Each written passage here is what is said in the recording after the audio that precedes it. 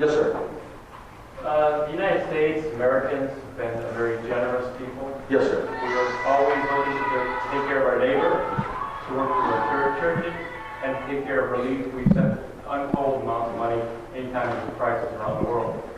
But the government is not a charity organization.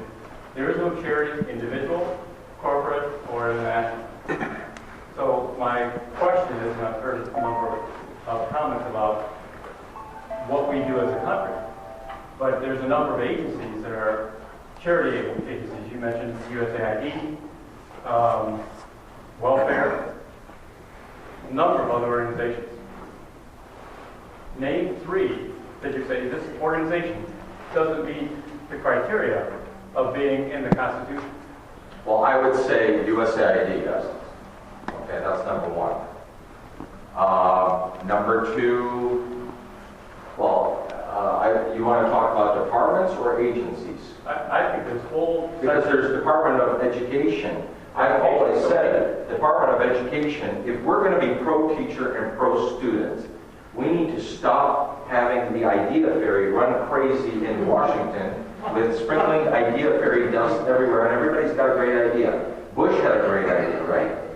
His idea of No Child Left Behind, which is a disaster. If I would have been a congressman, I would have voted against No Child Left Behind in the Bush administration. Department of Education.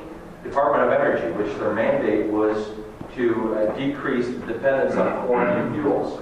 How's that working out for us? There's a few others. I believe the Department of Interior is actually, you can find a constitutional argument for Department of Interior. Department of Commerce, you can find one. Department of Transportation, you can find one. Military, you can find one. State, you can find one. And that's about it. Is there any others that you can think of? Labor, agriculture. Labor, housing, urban development, and well, no, those would be Labor, HUD. Those are all agencies that would probably, you'd have a hard time finding a constitutional perspective. It's clear that, while the government has clean hands in terms of the financial crisis, the fact is they created the financial crisis through President Act, the ownership of creating that whole environment. So how do you change the perspective of where the government is the source of solutions as to these problems, where they're actually taking credit or accountability for the source of the problem, and how do you amputate these functions that are in that government? Well, how you do it is remember what Rahm Emanuel said: you never let a crisis go to waste. Well, we're in a crisis, and we should learn something from their playbook and use it to our advantage. Because let's face it, everybody here, I believe, no matter if you're a Democrat, a Republican, an independent, or a vegetarian, you are a patriot. You are, right off the bat. You believe in something, and you believe in something because you believe it'll be a better way. Nobody wants a worse way, they want a better way.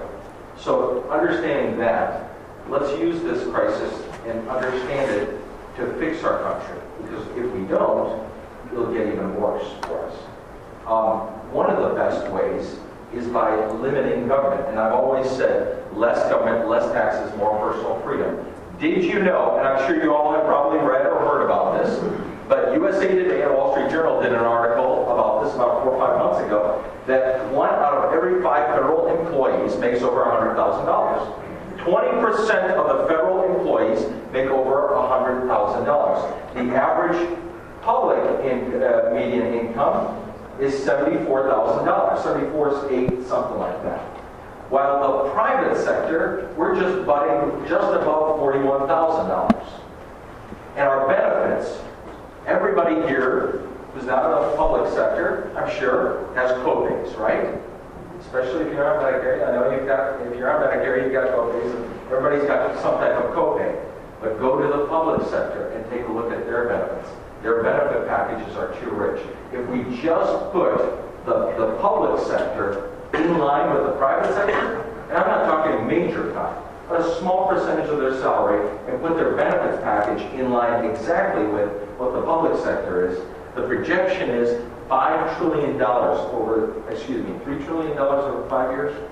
I'd have to find out, but I think it was either $3 trillion over 5 years or $5 trillion over 3 years. I don't remember exactly. I'd have to look it up, and I can get you the answer exactly. But it's a way of starting to limit government. And furthermore, and let me leave you with this, because I know that this is a long answer, because you'd have to go department by department, and you really have to have people with backbone and will to change their country. I got it. I pledge to you, I'm looking you straight in the eyes, and I tell you that that's why I'm running.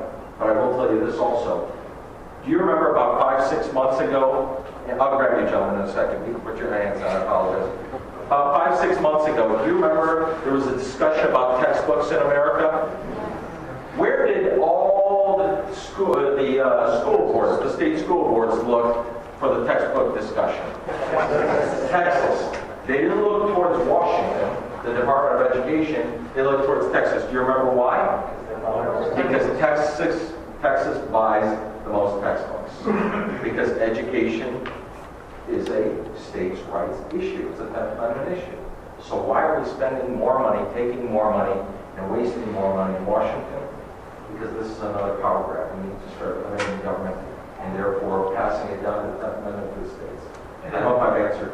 May I ask a question to you all? Does it make sense, again, getting back to just what economics is, that the national unemployment rate they're saying is 9.5, but it's really 10 because people dropped off the rolls? Shouldn't was a part-time employee. Because they're part-time employed full-time. I mean, because they're employed. Doesn't it make sense that the federal unemployment rate at this time in our history should mirror the national unemployment rate? It takes one job in the private sector to support every job in the public sector. There can be a case made that it destroys one in the private to support one in the public. So at a time that they are hiring, where you're losing your jobs and have your 401k cut in half by the market, it may not come back for not quarters but years. The federal government is actually putting people on the payroll. Does that make sense? Absolutely not. Sure it does. If you this is how it makes sense. If you're in the scheme of saving and creating jobs. I've never heard of saving. Did we answer your question partially at least? I'll stick around afterwards because that's a long answer. We'll be here. But this